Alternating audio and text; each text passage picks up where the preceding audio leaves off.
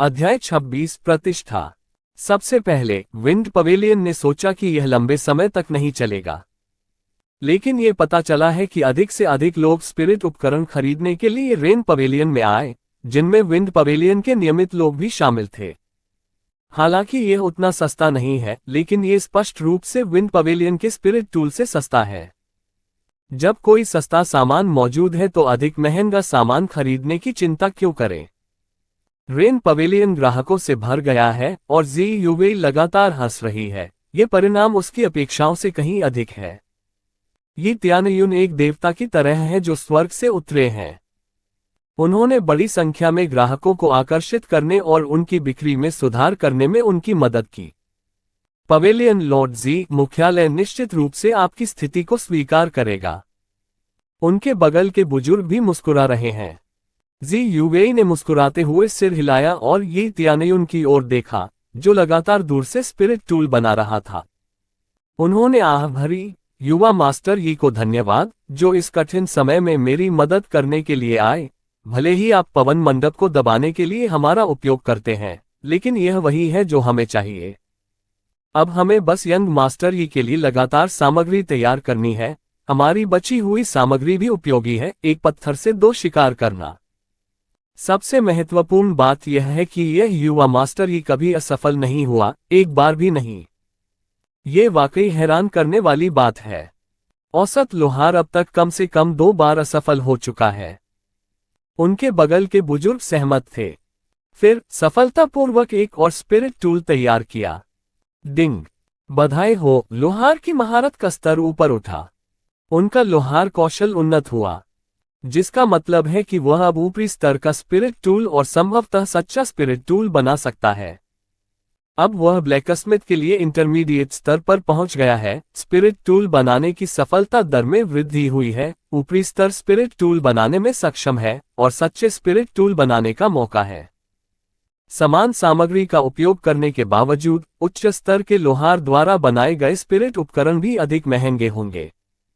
बहुत बुरा, यह एक सच्चा स्पिरिट टूल नहीं है। विफलता की संभावना अचानक 50% तक बढ़ जाती है। सच्चे स्पिरिट टूल की संभावना केवल 10% है। ये त्यानयुन ने अपना सिर हिलाया, लेकिन यह अभी भी बेहतर है, क्योंकि उसके समतल होने से पहले एक बनाना असंभव है। इस बीच एन लिंग और किन्जू जियुलिंगयुन के साथ उसके घर गए और उसके भाई को ये त्यानयुन के पास ले आए। उसका भाई लगभग 7 या 8 साल का था। वह बेहोश लग रहा था और उसकी हालत काफी खराब थी। युवा मास्टर यी, वह मेरा भाई है। मैं आपसे विनती करता हूं कि कृपया उसे बचा लें। ये त्यानयुन से मदद मांगते समय जियुलिंगयुन की आंखें नम हो गईं। ये त्यानयुन ने गंभीरता से कहा, मुझे उसकी स्थिति देखने दो। उसने उसके छोटे भाई की जांच की। उसने देखा कि उसके भाई को जहर दे दिया गया है। ऐसा लग रहा है कि उसे किसी जहरीले सांप ने काट लिया है। अब विषाक्त पदार्थ मेरिडियन में प्रवाहित हो गए हैं और पूरी तरह से रक्त में मिल गए हैं, जो बेहद गंभीर है। दीदी, आप वापस आ गईं। इसी समय उसका भाई जाग गया और अपनी बहन को देखने के लिए अपनी आंखें खोलने की कोशिश की। वह मुस्कुराया और बोला, अभी मैं तुम्हारे साथ नदी पर जाने का सपना देखता हूं और फिर हम साथ में पहाड़ों पर जाते हैं। जंगली फल चुनना। वे जंगली फल कितने मीठे होते हैं, कितने मीठे। हाँ, तुम जल्दी ही ठीक हो जाओगे। फिर हम साथ में जंगली फल तोड़ने चलेंगे। उसकी नाक बह रही थी और आंखों में आंसू भर आए। एक लिंग, जिसने इस बहन के प्यार को देखा, इस दृश्य से प्रभावित हुई, और उसके भाई और बहन इससे बहुत दूर थे। चिंता मत करो, एक स्पिल पॉइजन गोली आपके भाई को ठीक कर सकती है, लेकिन इस विष से छुटकारा पाना आसान बनाने का एक तरीका है, और ये तेज है। तुरंत ये त्यानयुन के हाथ ने एक अमर अग्नि प्रज्वलित कर दी। उसने उसके भाई के शरीर में अमर अग्नि डाल दी। जियुलिंगयुन ने अपनी खुली आंखों से उसे देखा। वह कुछ कहने वाली थी, लेकिन वह एक शब्द भी नहीं कह सकी। उसे ये त्यानयुन पर विश्वास था। क्या ये वह लौ नहीं है जिसका उपयोग फोजिन के लिए किया गया था? इसे उसके भाई में कैसे डाला जा सकता है? जैसे ही लौ उसके भाई के शरीर में डाली गई, उसके शरीर के विषाक्त पदार्थ साफ होने लगे। काले धब्बे धीरे धीरे खत्म हो रहे थे और यह प्रक्रिया काफी तेज भी थी। विषाक्त पदार्थ खत्म होने लगे हैं। ये देखने के बाद वे चिल्ला पड़े। थोड़ी देर बाद अनंत लौ की बदौलत उसके भाई के शरीर के सभी विषाक्त पदार्थ साफ हो गए। ये बताने की जरूरत नहीं है कि यह प्रक्रिया उन गोलियों को लेने से भी तेज है। दीदी, मुझे बहुत अच्छा महसूस हो रहा है। हालांकि वह अभी उठ नहीं सकता और हिल भी नहीं सकता, लेकिन वह अच्छी तरह से बात कर सकता है, और देखने से वह उस समय की तुलना में कहीं अधिक तरोताजा लगता है जब उसे यहाँ लाया गया था। आप ठीक हो गए। आप सचमुच ठीक हो गए हैं। जब जियोलिंग ने देखा कि उसके भाई की हालत में सुधार हुआ है, तो वह इतनी प्रभावित हुई कि उसके गालों से लगातार आंसू बहने लगे। यी त्यानयुन ने भी अपना आसन ठीक किया ताकि वह अधिक आराम से आराम कर सके। उसने अपने हाथ से अनंत लौ हटा दी और कहा, सौभाग्य से ये विष इतना घातक नहीं है, अन्यथा वह मर गया होता। सौभाग्य से जियू लिंग्युन उससे मिली, अन्यथा उसका भाई मर गया होता। उसके पास एक स्पेल पॉइजन पिल खरीदने के लिए पैसे नहीं है, वह विषाक्त पदार्थों को कैसे साफ कर सकती है। जी यूवेई ने सब कुछ देखा। उसकी खूबसूरत आंखें आश्चर्य से चमक उठी। उसे उम्मीद नहीं थी कि त्यानयुन में भी यह क्षमता होगी। इस तरह की क्षमता आमतौर पर केवल अल्केमिस्ट के पास होती है। इसका एक ही मतलब हो सकता है कि वह एक कीमियागर भी है। धन्यवाद यंग मास्टर यी। मैं सदैव आपका ऋणी हूँ। मैं जीवन भर यंग मास्टर यी का गुलाम बनने और यंग मास्टर यी की सेवा करने को तैयार हूँ। मुझे धन्यवाद देने की कोई जरूरत नहीं है, मैं बस वही कर रहा हूँ जो मैं कर सकता हूँ। यी त्यानयुन उदासीनता से मुस्कुराया। फिर इसी क्षण उसने खोज पूरी की और सभी पुरस्कार अर्जित किए। पवेलियन लॉर्ड जी, क्या मैं उनके आराम के लिए आपका एक कमरा ले सकता हूँ? यी त्यानयुन ने कहा। कोई बात नहीं, मैं तुरंत इसका ध्यान रखूंगा। जी यूवेई ने तुरंत अपने अधीनस्थ को एक कमरा तैयार करने में मदद करने का संकेत दिया। ये त्यानयुन उनके रक्षक हैं, एक या दो कमरे कुछ भी नहीं है। अपनी तैयारी के दौरान ये त्यानयुन फोजिंग में वापस आ गया है। जब वह स्पिरिट उपकरण बनाने वाला था, तो उसे एक बहुत ही महत्वपूर्ण चीज मिली। सफलता दर में सुधार हुआ। मूल रूप से ऊपरी स्तर के स्पिरिट टूल की फोजिंग की सफलता दर 50% थी, अब यह थोड़ा बढ़कर 55.5% हो गई है। क्या प्रतिष्ठा से सफलता दर में भी सुधार होता है? ये त्यानयुन को एक विचार आया, लोगों की मदद करना कभी भी निरर्थक नहीं होता है, और भाग्यशाली आभा के साथ मिलकर सफलता दर 100% हो जाती है। अध्याय 27 upper level spirit tool. Rain pavilion. बहुत सारे स्पिरिट टूल्स बेचने में कामयाब होने के बाद विंड पवेलियन ने आखिरकार अपना कदम उठाया।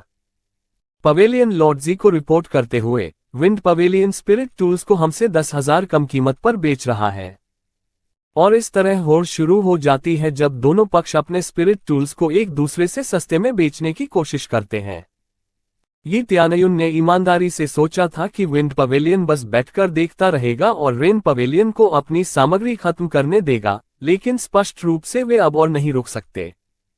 ऐसा इसलिए है क्योंकि आमतौर पर रेन पवेलियन अपने फंड और सामग्री दोनों की सीमित मात्रा के संसाधनों के कारण विंड पवेलियन से प्रतिस्पर्धा नहीं कर सकता है। अब ये त्यानयुन के लिए धन्यवाद। रेन पवेलियन एक लोहार को काम पर रखने के लिए धन की कमी को पूरा कर सकता है, और अपने सस्ते स्पिरिट टूल के कारण ये ग्राहकों को अन्य सामान खरीदने के लिए भी आकर्षित करता है, क्योंकि उन्हें लगता है कि यह वहां भी सस्ता हो सकता है। ये होगा वर्षा मंडप को पवन मंडप से अधिक बेहतर बनाए।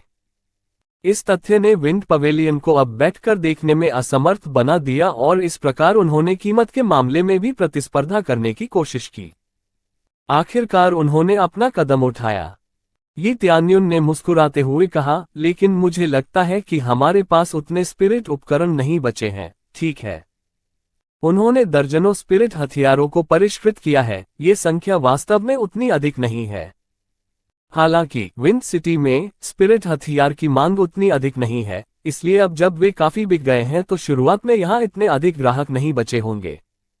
ये पवन मंडप के उन ग्राहकों के आंकड़ों से ज्ञात होता है जिन्होंने अतीत में स्पिरिट उपकरण खरीदे थे। मात्रा पहले ही कम हो चुकी है, पहले जैसी पागलपन भरी नहीं। लगभग इस बार कीमतों में कटौती के कारण स्टॉक पहले ही खत्म हो चुका है। जी यूवेई ने सिर हिलाया। उसने सोचा कि यह उनकी सीमा है, वे विंड पवेलियन को और नहीं दबा सकते। क्या होगा अगर हम ऊपरी स्तर के हथियारों की कीमत भी कम कर दें? ये त्यानयुन ने बेहोश होकर कहा। अगर ऊपरी स्तर के स्पिरिट टूल की कीमत कम कर दी जाती है तो यह निश्चित रूप से और भी अधिक ग्राहकों को आकर्षित करने में सक्षम होगा, ये समझ में आता है। जी यूवेई ने विश्लेषण किया। ऊपरी स्तर के स्पिरिट टूल्स की कीमत बहुत अधिक है। मूल रूप से हथियार बनाने की कीमत लगभग 200.000 चांदी है। अगर कोई इसे बाजार से खरीदना चाहता है तो कीमत आसानी से 300.000 से 400.000 चांदी तक पहुंच जाती है। ये कीमत के करीब है 3 निम्न स्तरीय स्पिरिट हथियार में से। यदि वे इसे केवल 1000 या 2000 चांदी तक सस्ता कर देंगे तो यह वास्तव में कोई समस्या नहीं है, क्योंकि ऊपरी स्तर का स्पिरिट हथियार निश्चित रूप से महंगा है। तो हम इसे 50,000 चांदी तक सस्ता कर देंगे, ये त्यानयुन ने उदासीनता से कहा। जी यूवेई बस ये त्यानयुन पर मुस्कुराए और कहा, यह असंभव नहीं है। सामग्री की कीमत लगभग निचले स्पिरिट हथियार के समान है। ऊपरी स्तर के स्पिरिट हथियार के लिए बस थोड़ी अधिक सामग्री की आवश्यकता है, इसलिए हम ऐसा नहीं करते हैं। सामग्री लागत के बारे में चिंता करने की आवश्यकता है। यहाँ एकमात्र समस्या यह है कि ऊपरी स्तर की सफलता दर बहुत कम है। यदि यह बहुत बार विफल हो जाता है तो ये लागत के लायक नहीं है। कोई समस्या नहीं है, हमें अपनी गति बनाए रखने की जरूरत है। हमें पवन मंडप को आगे बढ़ाने की जरूरत है। उनके ग्राहकों को खींचते रहें, लेकिन हमें भविष्य में भी अपने बाजार को और अधिक बेहतर बनाने की जरूरत है। ये त्यानयुन ने पलकें झपकाईं। ये रुको लड़के, तुम कह रहे हो कि तुम आत्मा के उपकरण खुद बनाओगे? जी यूवेई ये त्यानयुन के बयान से हतप्रभ हैं। यही बात एनलिंग और किनजू के बारे में भी कही जा सकती है, जिन्होंने ये त्यानयुन को सुना। हाँ, कोई दिक्कत है क्या? ये त्यानयुन ने मुस्कुराते हुए कहा, हालांकि सफलता दर 100% नहीं है, लेकिन भाग्यशाली आभा के साथ सफलता दर के बारे में चिंता करने की कोई आवश्यकता नहीं है। और भले ही वह भाग्यशाली आभा पर भरोसा नहीं करता है, सफलता दर अभी भी अधिक है, 50%। भाई, तुम सच में एक ऊपरी स्तर के स्पिरिट हथियार को परिष्कृत करोगे? ये त्यानयुन के शब्दों से अभी भी हैरान एनलिंग ने कहा, ये त्यानयुन ऊपरी स्तर के स्पिरिट उपकरण बनाने में सक्षम होने के लिए बहुत छोटा है। 30 वर्ष से कम उम्र के हर व्यक्ति को युवा माना जाता है, और आमतौर पर उस उम्र के आसपास कोई भी ऊपरी स्तर के स्पिरिट उपकरण नहीं बना सकता है। वह 20 साल से कम उम्र का लगता है, और उच्च स्तरीय स्पिरिट हथियारों को परिष्कृत करने में सक्षम होना एक अविश्वसनीय उपलब्धि होगी। अगर मैं इसे स्वयं नहीं बना सकता तो क्या मैं ये कहने की जहमत उठाऊंगा? ये त्यानयुन ने स्तब्ध जी यूवेई को देखा और मुस्कुराया। रेन पवेलियन को केवल सामग्री तैयार करने की आवश्यकता है, और हम आपके द्वारा किए गए मुनाफे में से केवल 30% लेते हैं। सामग्री रेन पवेलियन द्वारा प्रदान की जाती है तो बिक्री हिस्सेदारी निश्चित रूप से केवल 30% है। लेकिन यह निचले स्तर के स्पिरिट हथियार सौदे से पूरी तरह से अलग है। रेन पवेलियन निश्चित रूप से उच्च स्तरीय स्पिरिट हथियार की बिक्री से अधिक पैसा कमाएगा। जब तक यंग मास्टर ये एक निश्चित सफलता दर बनाए रख सकते हैं, हम बिक्री लाभ का 40% नहीं, 50% प्रदान कर सकते हैं। जी यूवेई इस सौदे को लेकर बहुत उत्साहित हैं। यदि यह वास्तव में सफल होता है तो रेन पवेलियन अधिक ग्राहकों को आकर्षित कर सकता है और भविष्य में अपने बाजार की लोकप्रियता सुनिश्चित कर सकता है। भले ही विंड सिटी में कई लोहार हों, लेकिन ऊपरी स्तर के स्पिरिट हथियार बनाने की क्षमता उतनी नहीं है, और जो ऐसा कर सकते हैं उनकी सफलता दर अभी भी बहुत कम है। मैं निश्चित रूप से आपकी उम्मीदों पर खरा उतरूंगा। आपको केवल सामग्री उपलब्ध कराने की जरूरत है, बाकी मुझ पर छोड़ दें। ये त्यानयुन का दृष्टिकोण पहली नजर में मूर्खों के व्यवहार जैसा लगता है, लेकिन क्योंकि वह वही है जो इस विचार के साथ आया है, वह स्पष्ट रूप से खामियों को जानता है। वह तीसरे स्तर के आत्मा शोधन में सफल हुआ है। यदि वह चौथे या 5वें स्तर के आत्मा शोधन में सफलता प्राप्त कर सकता है तो उस पर असफल होने का कोई दबाव नहीं होगा। शर्त यह है कि रेन पवेलियन को उसे बनाने के लिए अधिक सामग्री उपलब्ध कराने की आवश्यकता है। बिक्री मूल्य पहले से ही कम करने पर सहमति है, इसलिए उसे केवल ऊपरी स्तर के स्पिरिट टूल को सफलतापूर्वक बनाने की आवश्यकता है। सामग्री निश्चित रूप से कोई समस्या नहीं है, जब तक यंग मास्टर ये वास्तव में उच्च भावना वाले हथियार प्रदान कर सकता है। मैं निश्चित रूप से आपको लाभ पर अधिक शेयर दूंगा। जी युवेई मूर्ख नहीं है, भले ही उसने यी त्यानयुन के साथ अधिक लाभ बांटा हो, फिर भी उसे बड़ा लाभ मिला। यी त्यानयुन मुस्कुराए और कुछ नहीं कहा। उन्होंने एक उच्च स्तरीय स्पिरिट टूल बनाना शुरू किया। सफलता दर केवल 55% है, लेकिन भाग्यशाली आभा का उपयोग करके ये तुरंत 100% तक बढ़ गई। क्योंकि भाग्यशाली आभा प्रति सेकंड क्रेजी पॉइंट का उपभोग करती है, उसके क्रेजी पॉइंट को देखते हुए उसके पास केवल 100 पॉइंट थे। वह इस तथ्य पर हंसा कि वह केवल 100 सेकंड के आसपास भाग्यशाली आभा का उपयोग कर सकता है। उपभोग दर बिल्कुल पागल है, लेकिन ये तब तक ठीक है जब तक वह इसका अत्यधिक उपयोग नहीं करता है। सबसे कठिन कदम फोजिंग शक्ति को समायोजित करना है, और इसलिए उसे उस बिंदु पर केवल भाग्यशाली आभा का उपयोग करने की आवश्यकता है। हालांकि उस अवधि के लिए उसे कम से कम 10 क्रेजी पॉइंट खर्च करने होंगे। सफल। पहली बार उन्होंने सफलतापूर्वक उच्च स्तर का हथियार बनाया। डिंग। 5000 एक्सपी और 100 लोहार महारत हासिल करने के लिए ऊपरी स्तर के स्पिरिट टूल को सफलतापूर्वक बनाने के लिए बधाई। उन्होंने न केवल बहुत अनुभव प्राप्त किया, बल्कि बहुत निपुणता भी प्राप्त की। हालांकि मध्यवर्ती लोहार से उन्नत लोहार तक आगे बढ़ने के लिए आवश्यक महारत 10,000 अंकों से अधिक है। यह मानते हुए कि हर बार जब वह सफल होता है तो उसे शतक बनाने की जरूरत होती है। हालांकि असफलता भी थोड़ी मात्रा में निपुणता जोड़ती है, लेकिन निश्चित रूप से उतनी नहीं।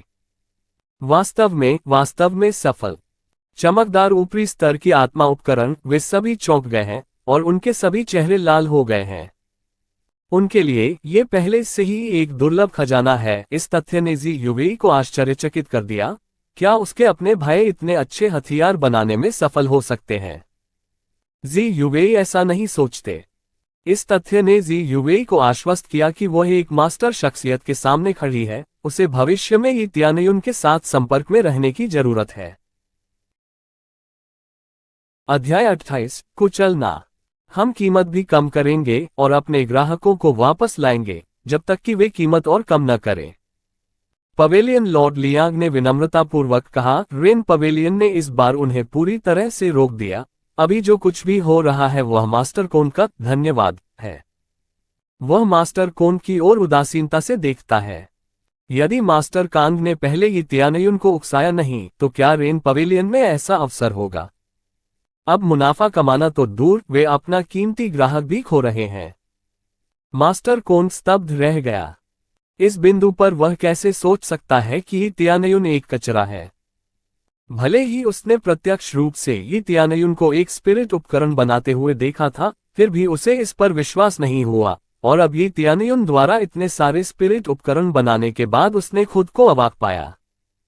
पवेलियन लॉर्ड लियांग, मुझे संदेह है कि वे हमारी जासूसी करने के लिए यहाँ हैं। हाँ, वे निश्चित रूप से रेन पवेलियन द्वारा भेजे गए जासूस हैं। मास्टर कोंग ने बकवास करना शुरू कर दिया और दोष यी त्यानयुन पर मर दिया। पवेलियन लॉर्ड लियांग के चेहरे पर पहले से ही एक उदास भाव था, और अब मास्टर कांग ने फिर भी इससे बाहर निकलने की बात करने की हिम्मत की। यी त्यानयुन स्पष्ट रूप से जेड पैलेस से है, वह रेन पवेलियन का जासूस कैसे हो सकता है? क्योंकि असली जासूस खुद को किसी गुट से नहीं जोड़ेंगे।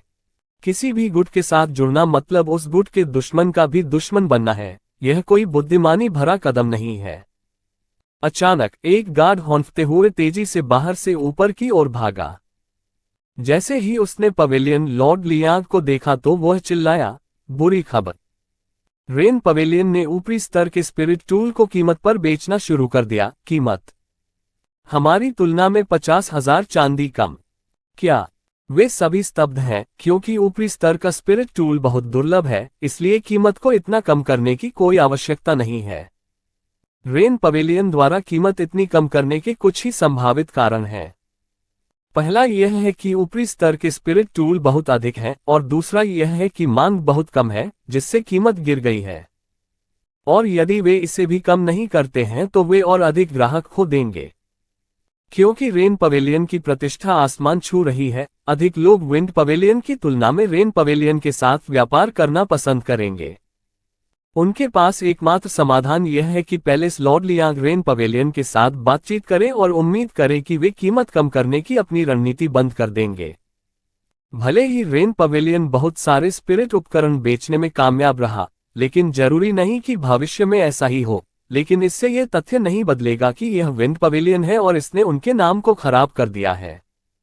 यदि इसे एक लड़ाई माना जाता है, तो ये पवन मंडप के लिए पहले से ही एक हार है। भले ही भविष्य में पुनर्प्राप्त करने की संभावना है, एक खोया हुआ है। इसके अलावा अगर ऐसा ही चलता रहा तो उन्हें ठीक होने का मौका भी नहीं मिलेगा।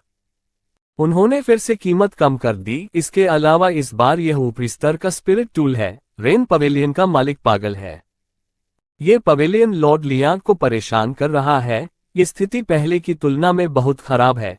यह कोई समस्या नहीं है अगर उनके पास केवल एक या दो ऊपरी स्तर के स्पिरिट टूल हैं, क्योंकि रेन पवेलियन के पास भी अपना स्टॉक था। लेकिन अगर किसी तरह उनके पास लगभग 7 हैं, या इससे भी बदतर 1 दर्जन, तो ये पवन मंडप के लिए बिल्कुल बुरी खबर है। इसे कौन बनाता है? मंडप लॉर्ड लियांग ने जल्दी से पूछा। वहां हमारे जासूसों के अनुसार नाम जेड पैलेस के शिष्य यी तियानयुन है। गार्ड ने सूचना दी। वह आदमी फिर से पवेलियन लॉर्ड लियांग, जिनके हाथ में चाय का कप था, अब अपने गुस्से पर काबू नहीं रख सके। वह चिल्लाए और कप को जमीन पर पटक दिया। गड़गड़ाहट। मास्टर कांग इतना कड़वा है कि उसने ऐसा होते हुए बिल्कुल भी नहीं देखा, और अचानक स्थिति बहुत गंभीर हो गई है। वह ऊपरी स्तर का स्पिरिट टूल बनाने में भी सक्षम है। उस उम्र में मास्टर कोंड और भी अधिक निराश है। उसे इतने प्रतिभाशाली व्यक्ति को उकसाने की उम्मीद नहीं थी। मास्टर कोंड को चौथी कक्षा के ब्लैकस्मिथ तक पहुंचने के लिए अभी भी एक लंबा रास्ता तय करना है। हो सकता है कि वह कभी भी वहां तक न पहुंच पाए। और भले ही वह चौथे स्तर का लोहार बन गया हो, ऊपरी स्तर का स्पिरिट उपकरण बनाने की सफलता दर अभी भी काफी कम है।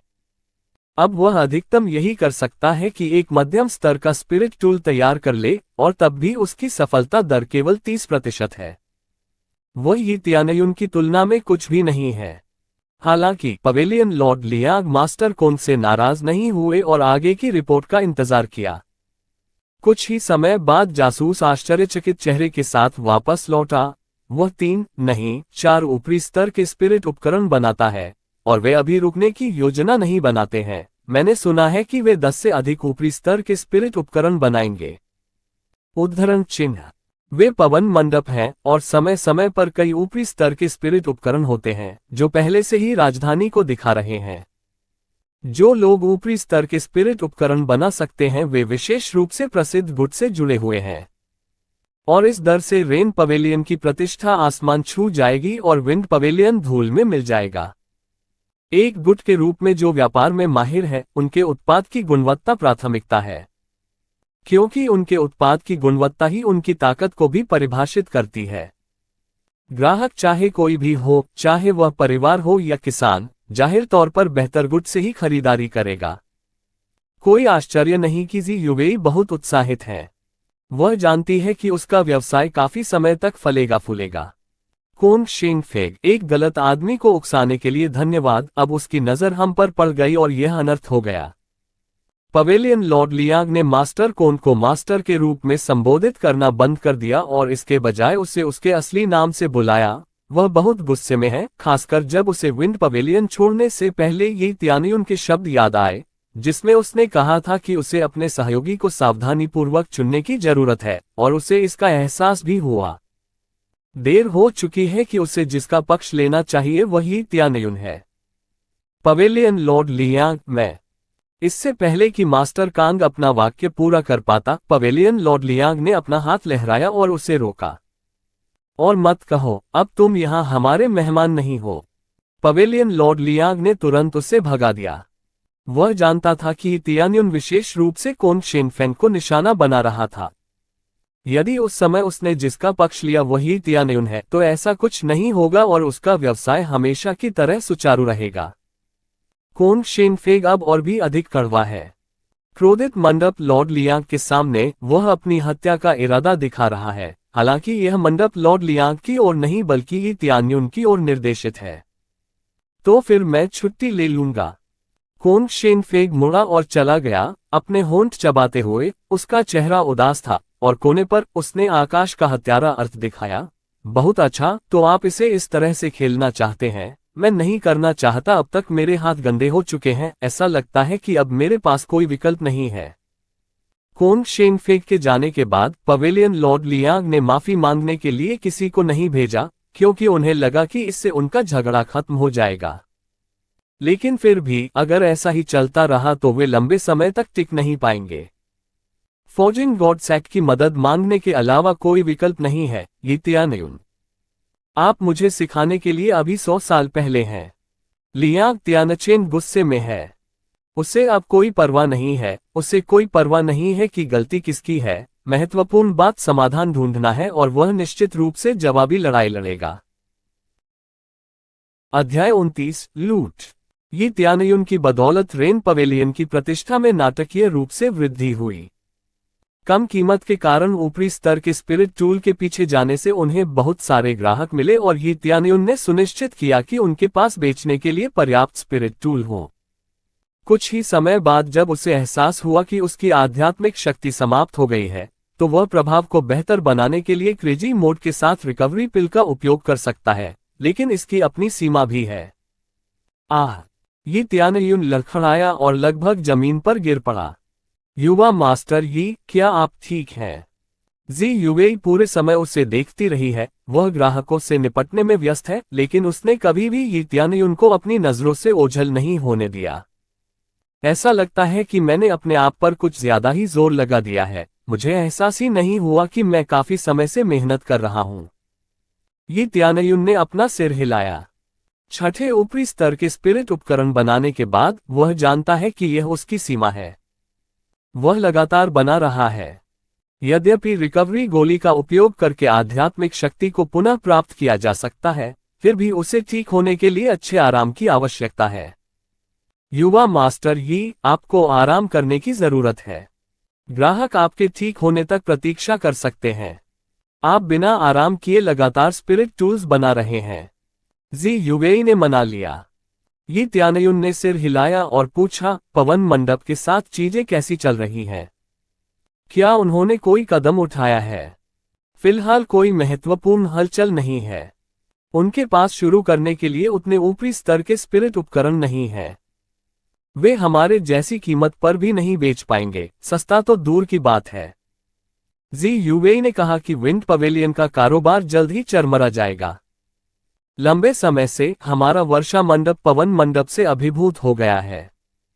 यंग मास्टर यी की मदद के लिए धन्यवाद। हम चीजों को बदल सकते हैं। मुझे धन्यवाद देने की कोई आवश्यकता नहीं है। ये तियानयुन हल्के से मुस्कुराए। इसके अलावा उन्होंने खुद भी यहाँ बहुत सारे लाभ प्राप्त किए हैं। बहुत सारी सामग्रियां उपलब्ध हैं। वह अनुभव प्राप्त कर सकता है और अपनी महारत में सुधार कर सकता है। यह एक बहुत अच्छा लेन देन वाला रिश्ता है। किसी भी स्थिति में रेन पवेलियन के प्रतिनिधि के रूप में मैं यंग मास्टर यी के प्रति अपना आभार व्यक्त करना चाहता हूं। जी युवेई ने गंभीरता से देखा, यदि आप चाहें तो क्या मैं यंग मास्टर यी को रेन पवेलियन में हमारा सम्माननीय अतिथि बनने के लिए आमंत्रित कर सकता हूं?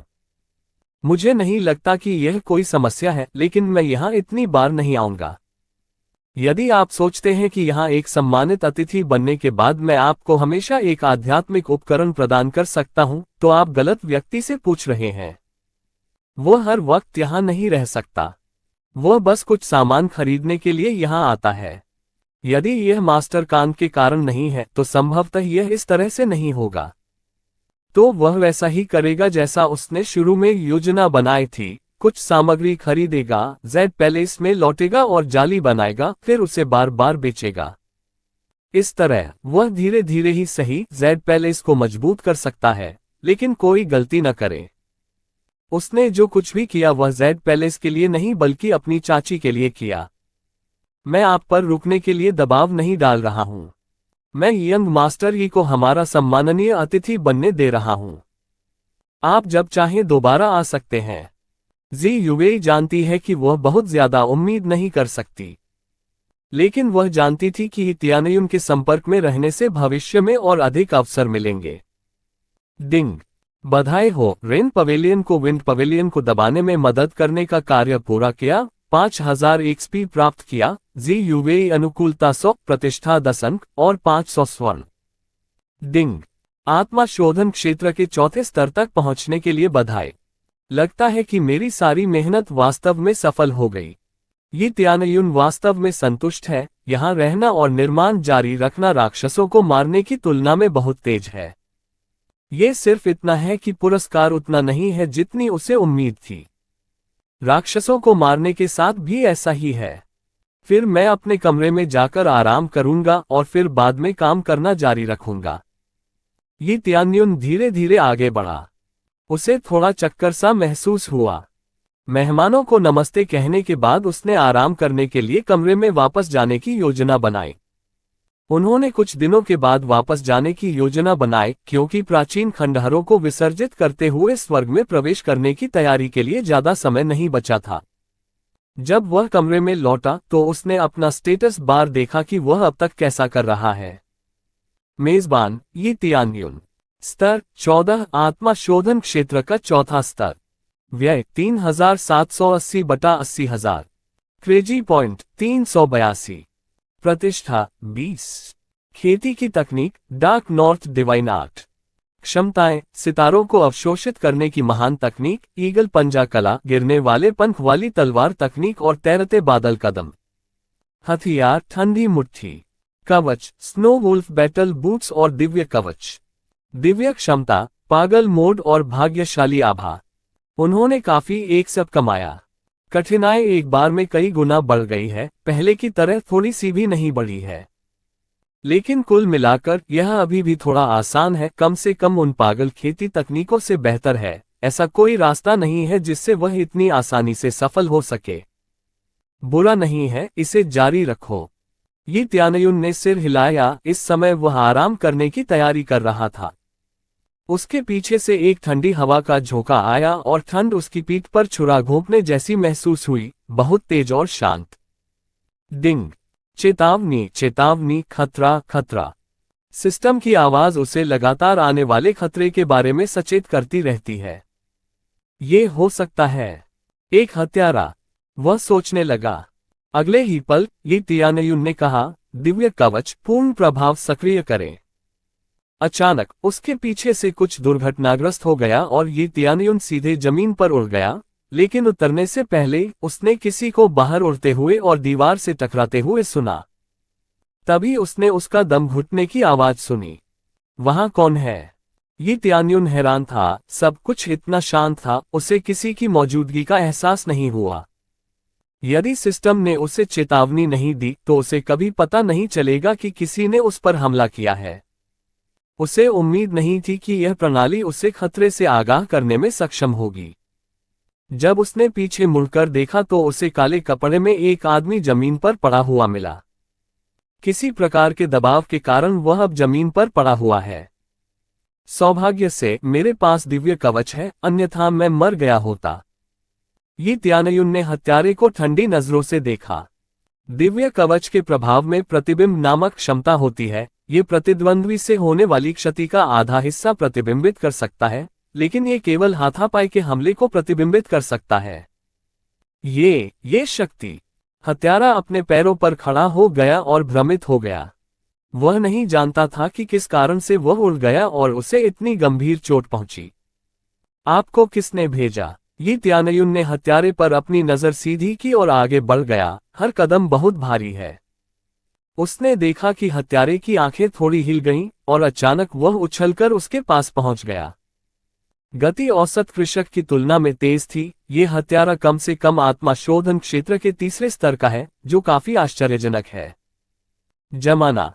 ये त्यानयुन ने फ्रॉस्ट फिस्ट के प्रभाव का उपयोग किया और कुछ क्रेजी पॉइंट खर्च किए। ठंड अचानक फैल गई और हत्यारे को हवा में अकड़कर जमा दिया। हत्यारे ने अचानक खुद को हिलने डुलने में पूरी तरह से असमर्थ पाया। मैं जानता हूं कि ऐसा ही होगा, तुम कबूल करने के बजाय मर जाना पसंद करोगे, फिर मैं तुम्हारी इच्छा पूरी करूंगा। तुम मेरे विशेषज्ञ बन जाओगे। Crazy mode on, luck aura on. दोनों दिव्य क्षमताओं को सक्रिय करने के बाद ये त्यानयुन तैयार हो रहा है। वह एक दूसरे के खिलाफ अपनी ठंडी मुट्ठी तोड़ रहा है। पूरी ठंडी मुट्ठी प्रकाश की किरण से चमक उठी। हत्यारे ने यह नीली रोशनी देखी, लेकिन अब वह अपने भाग्य को स्वीकार करने के अलावा कुछ नहीं कर सकता। बूम! एक जोरदार मुक्का हत्यारे पर गिरा और उसे बर्फीली धूल में गिरा दिया। डिंग! हत्यारे को सफलतापूर्वक मारना, 8000 एक्सपी प्राप्त करना, चुपके कौशल प्राप्त करना, छाया लबादा, 1000 सोना, लाल रंग का खंजर, 300 पागल अंक। इतने सारे पुरस्कार पाकर ये तियानियुन उत्साह में खो गया। यह मात्रा और गुणवत्ता दोनों के मामले में वास्तव में अच्छा है। ये बॉस स्तर के राक्षस को मारने के बराबर है और शायद इससे भी अधिक। संभवतः ये सब भाग्यशाली आभा के कारण है। इनामी वस्तु के रूप में हत्यारे के उपकरण के 2 टुकड़े गिराए गए। अध्याय 30 हत्या। मार्शल आर्ट चुपके से, एक छाया लबादा और एक लाल रंग का खंजर। जब ये तियानियुन को प्रभावों के बारे में पता चला तो वह सदमे में था। भाग्य आभा वास्तव में कीमत के लायक है, उसे बहुत सारा सोना मिला है और इनाम की वस्तुओं में वृद्धि हुई है। मार्शल आर्ट स्टेल्थ था, उपयोगकर्ता की काया को पूरी तरह छुपाएं, गति को 2 स्तरों तक बढ़ाएं, क्षति को 2 स्तरों तक बढ़ाएं। छाया लबादा प्रभाव, 5 सेकंड के लिए अजेयता। स्कारलेट डैगर प्रभाव, पैशाचिक हमला करने पर जीवन शक्ति बहाल करना, विष प्रभाव का निर्माण और शरीर के कुछ हिस्सों पर इस्तेमाल करने पर तुरंत मारने की क्षमता। दुर्भाग्य से इन हथियारों और कौशलों को उन्नत नहीं किया जा सकता, स्तर निश्चित है। हालांकि उन्हें ये भी पता चला कि वे अब तक हासिल किए गए हथियारों को अपग्रेड करने में असमर्थ थे, लेकिन ग्रेड खराब नहीं है, इसलिए इसे काफी समय तक इस्तेमाल किया जा सकता था। मूल रूप से ये सब ग्रेड के बारे में है। कम से कम ये 3 पुरस्कार निश्चित रूप से हत्यारे के लिए निर्धारित हैं, जो निश्चित रूप से उसके लिए कुछ समय के लिए उपयोग करने के लिए पर्याप्त हैं। छाया लबादा इनमें से सबसे अद्भुत है। 5 सेकंड के लिए अभेद्यता, जिसका अर्थ है कि यह वस्तु उपयोगकर्ता को क्लच स्थितियों में बचा सकती है। प्रतिद्वंद्वी चाहे कितना भी मजबूत क्यों न हो, आप 5 सेकंड के लिए अजेय रह सकते हैं। सीमा के बारे में कोई जानकारी नहीं है, लेकिन उन्हें यकीन था कि सीमा अधिक है। मैं ये समझना शुरू कर रहा हूं कि सिस्टम कैसे काम करता है। पता चला कि क्रेजी पॉइंट अर्जित करना इतना कठिन नहीं है। प्रतिद्वंद्वी की खेती जितनी अधिक होगी, उसे उतना ही अधिक क्रेजी पॉइंट पुरस्कृत किया जाएगा। इस तरह उसे बस उपयुक्त प्रतिद्वंद्वी ढूंढना होगा। ये तियानियुन अपने मिले खजाने से बहुत संतुष्ट था। किसी को मारने के बाद उसे जो इनाम मिलता है वह इससे पहले हमेशा कम होता है, इतना कम कि वह इसका उपयोग करने से इतना अनिच्छुक होता है क्योंकि यह इसके लायक ही नहीं है। अब जबकि उसे बहुत सारे क्रेजी पॉइंट मिल गए हैं और अधिक कमाने की तरकीब मिल गई है, तो वह काफी समय तक टिकेगा। उत्तेजना के तुरंत बाद उसकी आंखें ठंडी हो गईं। वह हत्यारा, उसे या तो विंड पवेलियन ने काम पर रखा है या मास्टर कोंग ने। उसने इसके बारे में सोचा और अंततः उस हत्यारे के पास जो कुछ भी बचा था उसे खोजा। उसे केवल बर्फीली धूल दिखी। खैर, वह ठोस बर्फ में बदलकर टुकड़े टुकड़े हो गया। जब वह बर्फीले भेड़िए से लड़ा तो वह वास्तव में मुट्ठी का उपयोग करने के लिए संघर्ष कर रहा था। अब वह पहले से ही इसमें महारत हासिल कर चुका है, जैसे कि यह कुछ भी नहीं है। क्रेजी मोड में उसके मूके ने हत्यारे को तोड़ दिया। हालांकि वह हत्यारे की एक भंडारण अंगूठी हासिल करने में सक्षम था। अंदर चीजों को खंगालने के बाद उसने पाया कि हत्यारे के कब्जे में ज्यादा चीजें नहीं हैं। वे सभी किसी प्रकार की औषधीय जड़ी बूटियां हैं, लेकिन उन्हें 2 आध्यात्मिक उपकरण मिले। स्पिरिट हथियारों पर कोई निर्दिष्ट चिन्ह नहीं है, लेकिन गुणवत्ता को देखते हुए इसे कोंग शिनफेंग द्वारा बनाया जाना चाहिए। मैं सबसे पहले विंड पवेलियन जाकर पता लगाऊंगा कि इसके पीछे कौन है। ये तियानियुन ने अपने गुप्त कौशल को सक्रिय किया और तुरंत अपने परिवेश में विलीन हो गया। तुरंत वह खिड़की से कूद गया और गुप्त कौशल के कारण वह जो कुछ भी करता है वह पूरी तरह से अश्रव्य है। जब वह पवन मंडप में जाने वाला था तो उसे एक अंधेरी गली में एक परिचित आवाज सुनाई दी। उसे इतनी देर क्यों लगती है? वह शैडो लीग का हत्यारा है, वह सिर्फ एक काम खत्म करने में इतना समय कैसे लगा सकता है? बोलने वाला कोई और नहीं बल्कि खुद कोंग शिनफेंग है। बेशक यह उसी का काम होगा, कोई और नहीं है जो मुझे इतनी बुरी तरह से मरना चाहता हो। ये त्यानयुन उसकी ओर देख रहा था और उसके हाथ में एक लाल रंग का खंजर था। ऐसे अंधेरे में लाल रंग का खंजर सुर्ख लाल चमक रहा होगा, लेकिन उसके गुप्त कौशल के कारण सभी प्रकार की रोशनी, रंग आदि अवरुद्ध हो जाते हैं। क्वेस्ट, किल कोन शेनफेंग। इनाम 10,000 कस्ब, 300 लोहार निपुणता, 300 स्वर्ण, 300 क्रेजी पॉइंट। स्वीकार करना। ये त्यानयुन ने तुरंत खोज स्वीकार कर ली और उसकी आंखें कोन शेनफेंग पर ठंडी हो गईं और अतिरिक्त जानकारी प्रदर्शित हुई। नाम, कोन शेनफेंग। साधना, आत्मा शोधन क्षेत्र का दूसरा स्तर। मार्शल आर्ट, अज्ञात। शक्ति, अज्ञात। उन्हें इस जानकारी की कोई परवाह नहीं है। उसे केवल ये जानने की आवश्यकता है कि उसकी साधना आत्मा शोधन क्षेत्र का केवल दूसरा स्तर है, जो पर्याप्त है। अगले ही पल वह चुपचाप कोन शेनफेंग के पीछे चला जाता है। उसकी पीठ पर खंजर लहराते हुए पीछे से उस पर वार करने की तैयारी कर रहा है। कोन शेनफेंग अभी भी चारों ओर देख रहा है और उसे पता नहीं है कि ये त्यानयुन उसके पीछे है। क्रेजी मोड चालू है, भाग्य आभा चालू है। हाय। टोफू की तरह खंजर आसानी से मास्टर कान की पीठ को छेद देता है और उसके दिल को छेद देता है। कोन शेनफेंग को लगा कि उसकी छाती में कुछ ठंडा चुभ गया है। उसने तुरंत नीचे देखा और रात के अंधेरे में उसने देखा कि एक लाल खंजर उसकी छाती में छेद कर रहा है, और जब खंजर को बाहर निकाला गया तो उसके शरीर में घातक जहर फैल गया। तुम मेरी हत्या करना चाहते हो? फिर से विचार करना। ये त्यानयुन की ठंडी आवाज उसके कान में पड़ी। ये परिचित आवाज, उसे कैसे पता नहीं चला कि यह कौन है? अचानक उसे अपने पूरे शरीर पर ठंडक महसूस हुई। वह अपना मुंह खोलकर बोलना चाहता है, पता चला कि अब कोई आवाज नहीं निकलती। आखिरी चीज जो उसने देखी वही त्यानयुन का परिचित चेहरा था, लेकिन अगले ही सेकंड वह पूरी तरह से होश खो बैठा। अब जीवित रहना असंभव है। वह लाल रंग का खंजर उसके हृदय में छेद कर देता है। डिंग। बधाइयों ने कोन शेनफेंग को मार डाला। 6000 XP, 200 crazy point, forging God hammer प्राप्त किया। Quest clear. 10,000 एक्सपी, 300 लोहार निपुणता, 300 सोना, 300 क्रेजी पॉइंट मिले।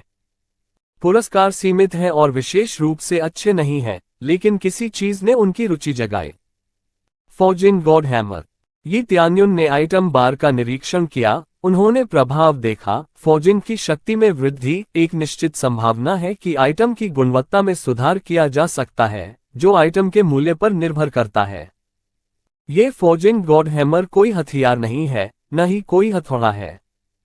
ये वास्तव में एक छोटा हथौड़ा है जिसका उपयोग आभूषण के रूप में किया जा सकता है। यह अच्छा है, इससे फोर्जिंग की शक्ति बढ़ सकती है। ये वही है जो मुझे अभी चाहिए। इसमें गुणवत्ता सुधारने का भी मौका है। ये त्यानयुन इससे काफी संतुष्ट है। पुरस्कार काफी अच्छे हैं, लेकिन जब उसने हत्यारे को मारा था तब की तुलना में इसकी मात्रा काफी कम है। ऐसा नहीं है कि कोन शेनफेंग बहुत कमजोर या कुछ और है, लेकिन इस बार उसकी किस्मत उतनी अच्छी नहीं है, इसलिए और अच्छी चीजें नहीं हैं। तुरंत उसकी नजर कोन शेनफेंग के बेजान शरीर पर पड़ी। उसने तरल पदार्थ की एक बोतल निकाली और उसे कोन शेनफेंग के शरीर पर टपका दिया, और फिर कोन शेनफेंग का शरीर पूरी तरह से खून के तालाब में बदल गया, जिससे वहां पहुंचने पर शरीर का कोई निशान नहीं बचा। ये वही है जो उसे हत्यारे की भंडारण रिंग से मिला था।